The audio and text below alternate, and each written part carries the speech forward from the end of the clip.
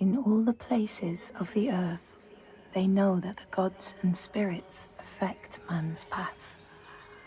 All the misfortune that befalls man lies at their feet. If you have eyes to see, you see their presence and their power. Keep your eyes open, traveler, and you might see their faces. Here, they once said that Loki lies imprisoned in a cave, trapped by his enemies, who set a serpent above to drip venom on his face. His wife, Sigyn, sits beside to catch the venom in a bowl, but when she must leave to empty it, the poison falls unabated. His pain is so great that he thrashes and writhes. And here above, we see the earth shake and break apart. Across the sea, they know that the earth is carried in the arms of a giant. When he is vexed or injured, he may not carry his burden so gently, and the world will feel his anger and pain. In a land far away, they say the winds are trapped inside the earth. They try always to make their escape, and they buffet and beat on the walls of their prison, causing the earth to quiver. And when they break through, they make their escape. They explode out in fury. In the lands of your birth, people live hidden too, in the hills and stones. They may be the remnants of a godly race who lost a war with giants and, finding the world changed, retreated into silence. But you still see their carvings and circles from the time when they walked among men.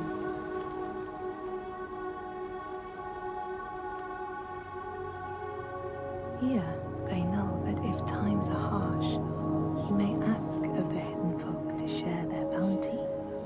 And if you are strong and wise and good, they may hear your plea and send you aid.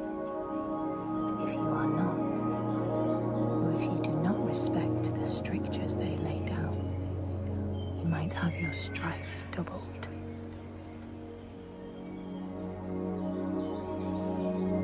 In the lands of your birth, and in these lands too, they know that people can be taken by the secret fair ones.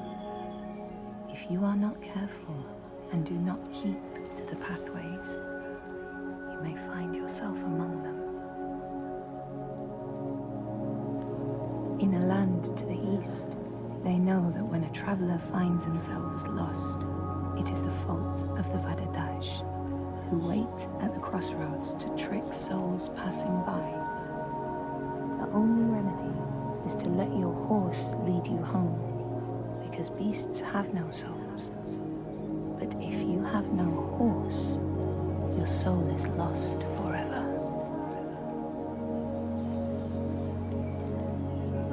In this place, they know that sometimes the hidden folk will take their children and leave another in their place. These children may look the same as their own, but will be dazed and far away, or ill-tempered. And you know then you have a changeling in your house. In this land, when people cannot raise their children, they will leave them in a sacred place for the hidden folk to take and care for. Sometimes these children come back, but it is said that they are changed, with a wildness in their eyes, and their parents do not want them. These people know that children who have died uncared for can return as Útburður, small ghosts clad in fluttering rags. When there are storms, they travels until they find them and never leave them again. In this land, you may catch sight of the Landisir, the spirits who embody the sacred places, the rivers and rocks. Do you see the Lady of the Mountain, the Fiak Kuna, who bathes in the waterfall and lets the drops fall on her shoulders? In the heart of the Northlands, they know the storms are born of the Oshkuredi, the hunt of Odin. The huntsmen ride horses with eyes of fire. Their weapons clash like thunder, and it is best to hide inside, lest your spirit be called to join them. In your lands, traveler, they know that the Kailif, the hag of winter, is the one who hurls sleet and snow upon the land.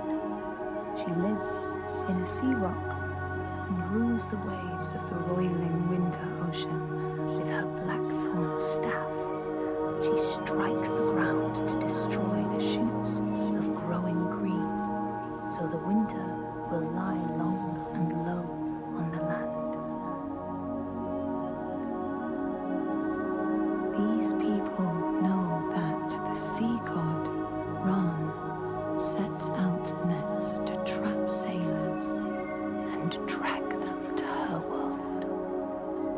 She sends the waves, her daughters, to wreck boats so she will have more men to take.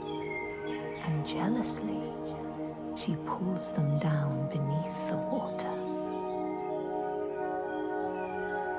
People here speak of warriors who can transform themselves into bears when they are enraged. Their skin becomes hide so thick no sword or spear can break it. When King Hrolfr fought Skald, many people saw a great bear fighting beside him, who killed more men with its paw than any 5 soldiers. Men here will tell of how Jarl Hakon worshipped the giant Thorgerða and sought her aid in the middle of battle when the tide was turning against him. Fleeing to an island, he pleaded with her for aid. She demanded a sacrifice. She rejected all of his offerings until he, at last, killed his own son in sacrifice.